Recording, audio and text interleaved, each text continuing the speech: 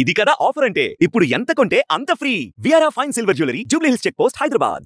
ఒకటి గతంలో మీరు అంటే రాష్ట్రంలోని పక్కన పెడితే తూర్పుగోదావరి జిల్లాలో ఒక పెద్ద ఎత్తున ఒక వర్గమే రాజశేఖర రెడ్డి వర్గంగా ఉండిపోయారు.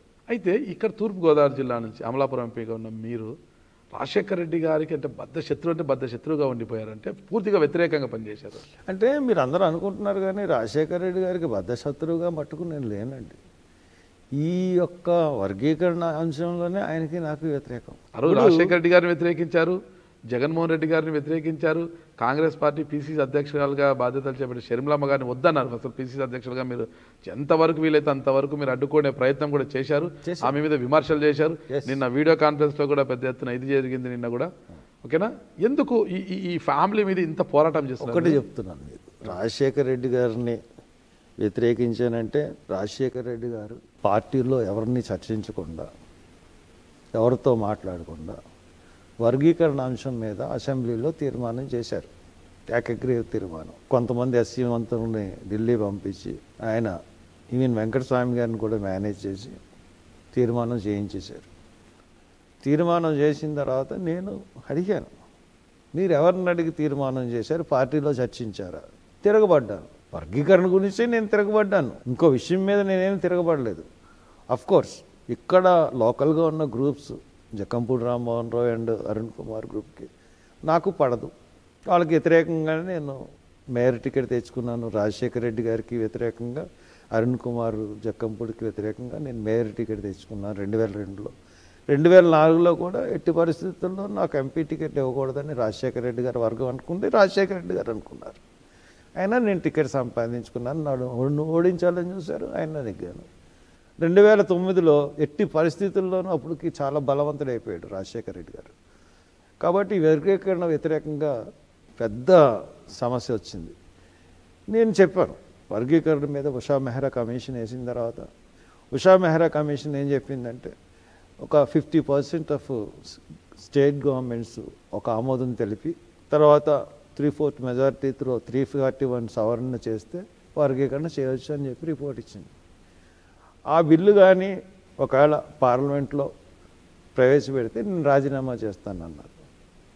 రాజీనామా చేస్తామంటే కాంగ్రెస్ పార్టీ వెంటనే ముందుకెళ్ళలేదు. రాజశేఖర రెడ్డి గారు చాలా ప్రెషర్ ఇచ్చినా కానీ. ఈ లోపల నేను ఇక్కడ సభకు నిర్వహించాను రాజమండ్రిలో సభ నిర్వహించినప్పుడు వర్గీకరణ వ్యతిరేక సభ నిర్వహించాను, మాలల సింహగర్జన. దానికి లక్షలాదిగా ప్రజలు వచ్చారు. లక్షలాదిగా ప్రజలు వచ్చినప్పుడు ఆ సభకి ఒక్క దళిత ఎమ్మెల్యే కానీ, దళిత ఎంపీ కానీ, ఒక దళిత మినిస్టర్ కానీ, ఒక దళిత సెంట్రల్ మినిస్టర్ కానీ రాలేదు. నేను ఒక్క ప్రకాశం జిల్లా నుంచి దారా సాంబయ్య గారు అన్న ఆయన వచ్చారు ఎమ్మెల్యే. అంతకు తెప్పించి ఇంకెవరు కూడా రాలేదు. అయినా కానీ లక్షలాది ప్రజలు వచ్చారు. ఆ రోజున Botsa Satyanarayana transport minister, YS ఆత్మబంధువు కేవీపీ రామచంద్ర గారు, ఆయన వీళ్ళందరూ కూడా ఎమ్మెల్యేల మీద చాలా ప్రెషర్ ఇచ్చారు, వెళ్ళనివ్వకుండా, జనాలు రానివ్వకుండా, లారీలు బంద్. అయినా కాదు లక్షలాది ప్రజలు రాజమండ్రి వచ్చేటప్పటికి ఆ మీటింగ్తో హైకమాండ్ భయపడింది. రాజశేఖర రెడ్డి గారు గట్టిగా నన్ను వ్యతిరేకిస్తున్నప్పుడు ప్రణబ్ ముఖర్జీ కలుగు చేసుకుని, అంబికాస్వారి Pranab Mukherjee, we are not giving ticket to the Harsha Kumar. Definitely, the Malas are not supporting the Congress party. That is the situation we are facing. Already Madikas are gone. If we not giving to Harsha Kumar, then Malas will left our party. This is not correct. We are supporting Harsha Kumar candidature అని చెప్పి CWSలో చర్చ జరిగింది నా గురించి. చర్చ జరిగి దాని ప్రకారం ఇమీడియట్గా నాకు టికెట్ ఇచ్చారు. టికెట్ ఇచ్చిన తర్వాత నేను నెగ్గాను. ఒక్కడనే నేను చేశాను, ఒక్కడనే చేశాను. హైకమాండ్తో గొడవ పడ్డాను, మళ్ళీ టికెట్ తెచ్చుకున్నాను, మళ్ళీ సపోర్టింగ్గానే ఉన్నాను. కాబట్టి నేను ఎక్కడ రాజశేఖర రెడ్డి గారితో గొడవ అన్నది నాకు ఎక్కడ ఒక్క విషయం. తర్వాత రాజశేఖర రెడ్డి గారు చనిపోయిన తర్వాత పులివెందులు వెళ్ళాను. తర్వాత నాకు బాగానే ఉన్నాయి సంబంధం, నువ్వు చేసింది మంచిదే, బాగానే చేసావు అన్నాడు. తర్వాత లాస్ట్లో ఆయన ఎలక్షన్స్ అయిపోయిన తర్వాత, దాని తర్వాత జగన్మోహన్ రెడ్డి గారు ఆయన సీఎం కింద సంతకాలు సేకరిస్తున్నప్పుడు కూడా జగన్మోహన్ రెడ్డి నాకు చాలా మిత్రుడిగా ఉండేవాడు పార్లమెంట్లో. నేను కూడా ఆయనతో బాగుండేవాడిని. మా ఇద్దరి మధ్య విభేదాలు కూడా ఏమీ లేవు. తర్వాత హైకమాండ్ నన్ను పిలిచి రోసయ్య గారిని చేస్తూ ఉన్నప్పుడు డి శ్రీనివాసు నేను మేమందరం గవర్నర్ బంగ్లా ఉన్నప్పుడు ఫోన్ వచ్చింది, ఇలా రోసయ్య గారిని చేస్తున్నారు, మీరు సపోర్ట్ చేయండి, మీ యంగ్ ఎంపీస్దే బాధ్యత, రోసయ్య గారిని నిల్చోబెట్టుకోవాలి, ఓ పక్కన జగన్మోహన్ రెడ్డి గారు థ్రెటన్ చేస్తున్నాడు పార్టీని అని చెప్తే అప్పుడు ఫిల్మ్ స్టాండ్ తీసుకుని హైకమాండ్ డిసిషన్ ప్రకారం యాంటీ జగన్మోహన్ రెడ్డి స్టాండ్ నేను తీసుకున్నాను. తీసుకున్న తర్వాత ఇకపోతే అది స్టాండ్ అలా కంటిన్యూ అయింది. కంటిన్యూ అయిన తర్వాత జగన్మోహన్ రెడ్డి గారి గురించి ఒక 30 మంది 20 మంది ఎమ్మెల్యేలు రిజైన్ చేస్తే బై ఎలక్షన్స్కి వెళ్తే 20 మందిలో 20 మంది ఎమ్మెల్యేలని ఎక్కించుకోవాలని ఆయన కంకణం కట్టుకుంటే దాంట్లో నా కాన్స్టిట్యున్సీ రామచంద్రపురం ఒకటి, మన బోస్ గారు, ఆయన బోస్ గారి క్యాండిడేటు, జగన్మోహన్ రెడ్డి గారి క్యాండిడేటు, తోట త్రిమూర్తులు అప్పుడు కాంగ్రెస్లోకి, తెలుగుదేశం నుంచి కాంగ్రెస్లోకి వచ్చాడు.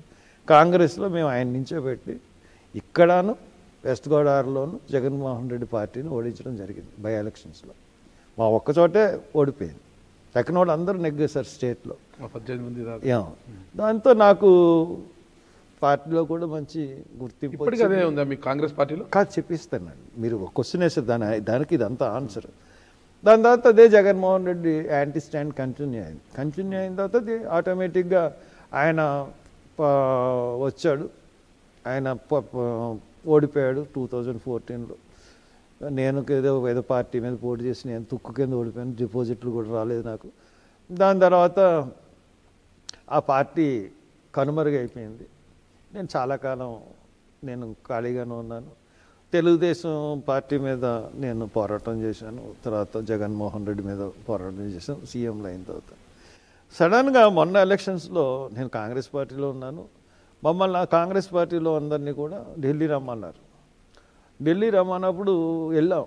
ఢిల్లీ రమ్మన్న తర్వాత పిచ్చమటిగా మాట్లాడి ఈసారి మన గోల్ ఏంటంటే మనకు 1% దగ్గర ఆగిపోతున్నాం, మనం అట్లీస్ట్ 5 to 6% అన్న ఓట్లు తెచ్చుకోవాలి, దిస్ మన గోలు, మీరందరూ కష్టపడాలని చెప్పిన తర్వాత లాస్ట్లో షర్మిల గురించి ఒపీనియన్ అడిగింది హైకమాండ్. అడిగినప్పుడు మేము చెప్పాం అందరూ షర్మిల వస్తే చాలా బాగుంటుందని చెప్పారు. నేను చింతామోహన్ వీఆర్ అపోజ్. చింతామోహన్ ఒక టైంలో తగ్గిపోయాడు, నేను మట్టుకు పూర్తిగా అపోజ్ చేశాను ఎట్టి పరిస్థితుల్లో. ఎందుకంటే నేను తెలంగాణ బిడ్డని, తెలంగాణలో పుట్టాను, తెలంగాణలో పెళ్లి చేసుకున్నాను, నేను తెలంగాణలో ఉంటున్నాను, తెలంగాణ ఆడపెడుచుని, ఇక్కడే పార్టీ పెట్టుకున్నాను, మీరు ఆశీర్వదించండి అని తెలంగాణలో తిరుగుతున్న అమ్మాయిని తీసుకొచ్చి ఆంధ్రాకి పిసిసి ప్రెసిడెంట్ చేస్తే what message you're giving to the Andhra people?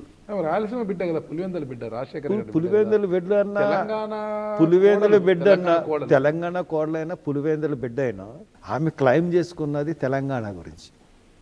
నేను అక్కడే పుట్టానని చెప్పింది, మూలాలు రాయలసీమలో ఉన్నా, నేను అక్కడే పుట్టాను, హైదరాబాద్లో పుట్టానని చెప్పింది, అక్కడే పెళ్లి చేసుకున్నానని చెప్పింది, నా భర్త ఇక్కడే ఉంటున్నాడని చెప్పింది, నా భర్త తెలంగాణ అని చెప్పింది, నేను ఇక్కడే పార్టీ పెట్టుకున్నాను, అక్కడే పాదయాత్ర చేసి. అటువంటి భావాలున్న, తెలంగాణ భావాలున్న ఒక వ్యక్తిని ఆంధ్రాకి తీసుకొచ్చి బలవంతంగా పార్టీ రుద్దడం అన్నది కరెక్ట్ కాదు.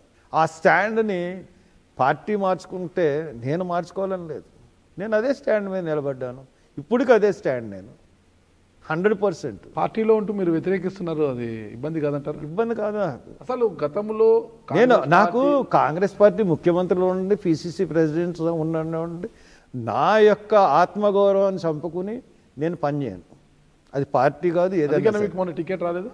ఏది 2024లో? 2024 ఆత్మగౌరవాన్ని చంపుకుని నేను వెళ్ళి సరెండర్ అవ్వాల్సిన పరిస్థితి నాకు లేదు కదండి, అందుకనే నేను కామ్గా ఉన్నాను. సార్, గతంలో అధిష్టానం వద్ద హీరోగా ఉన్న హర్ష కుమార్ గారు ఇప్పుడు జీరో అయిపోయారు, అధిష్టానం దగ్గర ఏం పప్పులు ఉడకడం లేదంటున్నారు. దానికి మనం ఏం చేయగలం సార్? ఇప్పుడు నా స్టాండ్ అయితే నేను కరెక్ట్ అనుకుని నేను ఆత్మసాక్షిగా నమ్ముతాను. అది వాళ్ళకి రాంగ్ అవ్వచ్చు, అధిష్టానానికి రాంగ్ అవ్వచ్చు, నా మీద చర్యలు కూడా తీసుకోవచ్చు. గతంలో నేను ఇంకోటి నిన్న ఇవన్నీ కూడా బహిరంగ ఉత్తరాలే రాశాను. మీరు బహిరంగంగానే మాట్లాడతారు, బహిరంగ ఉత్తరాలు కూడా రాస్తాను. నేను హైకమాండ్కి ఈ విషయాలన్నీ షర్మిల గురించి నేనేమి చాటుమాటకు కాదు, డైరెక్ట్గా విమర్శించాను, డైరెక్ట్గా ఉత్తరాలు రాశాను, మీరు చేస్తున్న తప్పని కూడా చెప్పాను. సస్పెండ్ కూడా చేసుకోమన్నాను. ఇక్కడ మీరు అక్కడ శైలజానాథ్ గారు ఇద్దరు కూడా షర్మిలమ్మను వ్యతిరేకిస్తున్నారు కదా. శర్మిలమ్మని అందరూ వ్యతిరేకిస్తున్నారు, కానీ రఘువీరారెడ్డి గారు వ్యతిరేకించలేదు కదా. ఇప్పుడు వ్యతిరేకిస్తున్నారు. అప్పుడు అందరూ సపోర్ట్ చేశారు, ఇప్పుడు అందరూ వ్యతిరేకిస్తున్నారు. జేడీసీఎం వ్యతిరేకిస్తున్నారు. కారణం ఆమె వ్యవహార శైలి ఒక్కటి చెప్తానండి. ఆమె వ్యవహార శైలి ముందు ఈ ప్రపంచంలో ఎవరి వ్యవహార శైలి కూడా సరిపోదు. అంత అహంభావం. మీకు లేదా? నాకు ఎప్పుడు లేదండి. నేను నాకు అహంభావం అంటే నా దగ్గర అంతమంది జనం ఎందుకు ఉంటారు? నేను ఆప్యాయంగా కౌగిలించుకుంటాను, ఆప్యాయంగా మాట్లాడతాను. నా దగ్గర ప్రతి వాళ్ళని హక్కును చేర్చుకుంటాను. మీ ప్రాంతంలో అందరంటే వర్ష కుమార్ గారు అంటే కాంగ్రెస్ పార్టీలో కొంతమంది చాలా అహం ఎక్కువ, ఆయనకు అహం ఎక్కువ అంటే నన్ను ఎరగని వాళ్ళకి, దూరం నుంచి చూసే వాళ్ళు కనబడతానేమో. ఇప్పుడు నా దగ్గరికి వచ్చిన వాళ్ళతో నాకు సంబంధం అసలు చాలా బాగుంటాను. సుమన్ టీవీలో మీ పర్సనల్ అండ్ బిజినెస్ ప్రమోషన్స్ కోసం కింది నెంబర్కి కాంటాక్ట్ చేయండి.